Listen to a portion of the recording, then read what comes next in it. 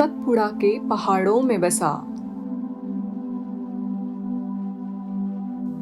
घने जंगलों की छाया से ढका, अद्भुत मान्यताओं को अपने में समेटा है शिखर धाम सबसे अनोखा।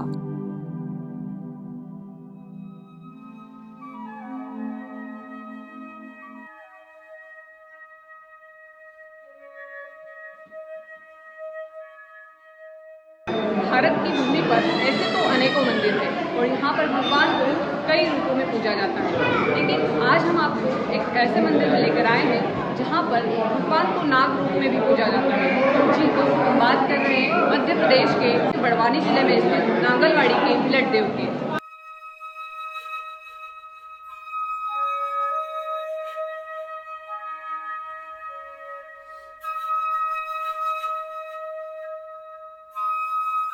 हर नजर की चाहत होती है पहाड़ों की खूबसूरती।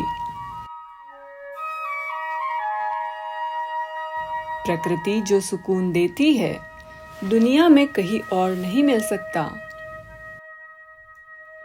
पहाड़ों के ये घने जंगल कुदरत का बनाया अनमोल स्ट्रक्चर है।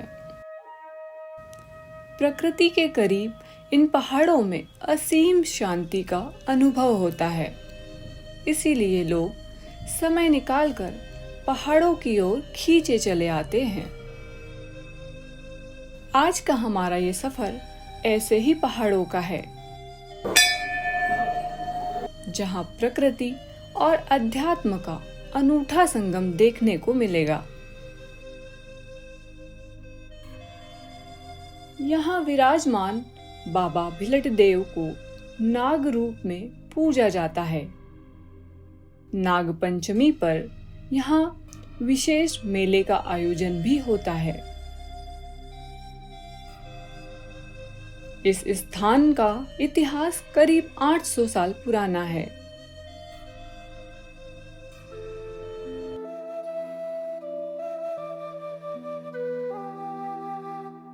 यहाँ हर दिन हजारों लाखों की संख्या में श्रद्धालु अपनी मनोकामना पूर्ति के लिए आते हैं।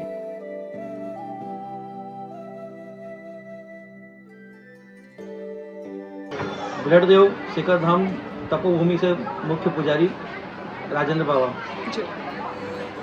ये बाबा भिलट देव की तपोभूमि है और बाबा भिलट देव का जो जन्म है विक्रम संवत 1220 में हमारे मध्य प्रदेश के हरदा जिले के रोलगांव में हुआ है।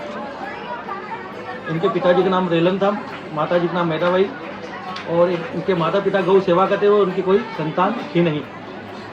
इनके माता पिता ने भगवान शिव जी की तपस्या की, इनकी भक्ति की, और इनकी भक्ति से प्रसन्न होकर शिव जी ने इनके माता पिता से पूछा कि क्या आपको वरदान चाहिए। तो इनके माता पिता ने कहा परमात्मा आप अंतर्यामी सब जानते ही है, हमारे यहाँ किसी बात की कोई कमी है ये कि निसंतान का कलंक बना रहता है, आपकी कृपा से हमें संतान को प्राप्ति हो। तो भगवान ने कहा आपकी किस्मत में कोई संतान का सुख नहीं है, फिर भी भक्ति के स्वरूप एक बालक का जन्म होगा, वो भी आपके पास जब तक रहेगा जब तक कि मैं चाहूँगा। तो किसी भी देवी देवता का जन्म लेने के पीछे कोई न कोई कारण होता है। कुछ समय अपने पूरे भारतवर्ष में तंत्रवाद चरम पे था, उन तांत्रिकों का विनाश करने के लिए ही बाबा जी का जन्म हुआ था। और जन्म होने के पश्चात भगवान शिव जी ने जैसे वचन कहे थे उसी अनुसार साधु वेश बनाकर रोलगांव आते हैं और बालक स्वरूप भिलट देव को उठाकर ले जाते हैं। जिस पलने से ले जाते हैं उसमें नाग देवता छोड़कर जाते हैं। और उनके माता पिता जब देखते हैं कि पलने के अंदर बालक नहीं नाग देवता है तो सोते उन्हें स्मरण हुआ कि भगवान की माया होगी। उन्हें प्रार्थना की, भगवान ने कहा मैंने तो पहले ही कहा था मेरी इच्छा होगी जब तक बालक आपके पास में रहेगा, फिर भी आज से नाग देवता आपकी रक्षा में है और आपके बालक को वरदान भी है कि भविष्य में इनका दोनों रूपों में पूजन होगा, नाग देवता के रूप में भी होगा और भिलट देव मानव रूप में भी होगा। इसीलिए हम बाबा जी का पूजन दोनों रूपों में करते हैं। नागलवाड़ी गाँव उनकी कर्म भूमि है और शिखर पर जहाँ हम बैठे हैं बाबा जी की तपोभूमि है, तप के माध्यम से हम बाबा जी विराजमान हैं। बाबा जी के दरबार में जो भी आते हैं अपनी मनोकामनाएं पूर्ण होती है। तो विशेषकर निसंतान, क्योंकि बाबा भिलट देव भी एक वरदानी सूत थे। तो ऐसे ही जब बाबा की ख्याति फैलने लगी तो एक किन्नर ने भी बाबा जी की परीक्षा लेनी चाहिए कि आप महिलाओं को संतान देते हो, मुझ जैसे किन्नर को भी गर्व रहेगा तो आपका चमत्कार मानूंगा। और बाबा की कृपा उस किन्नर पे हुई तो उसे गर्व रहा और अंत में मृत्यु को प्राप्त होगा। तो उस दिन से कोई भी किन्नर नागलवाड़ी के अंदर रात्रि विश्राम नहीं करते हैं। किन्नर लोग स्थापित है, उनके इतिहास में भी ये बाबा जी की महिमा है। यहाँ जो अपनी मनोकामना लेकर आते हैं, बाबा जी सबकी मनोकामनाएं पूर्ण करते हैं। नीले आसमान को छूने को बेताब ये पहाड़, तो दूसरी तरफ टेढ़े मेढ़े रास्ते आपके सफर को और भी रोमांचक बना देते हैं।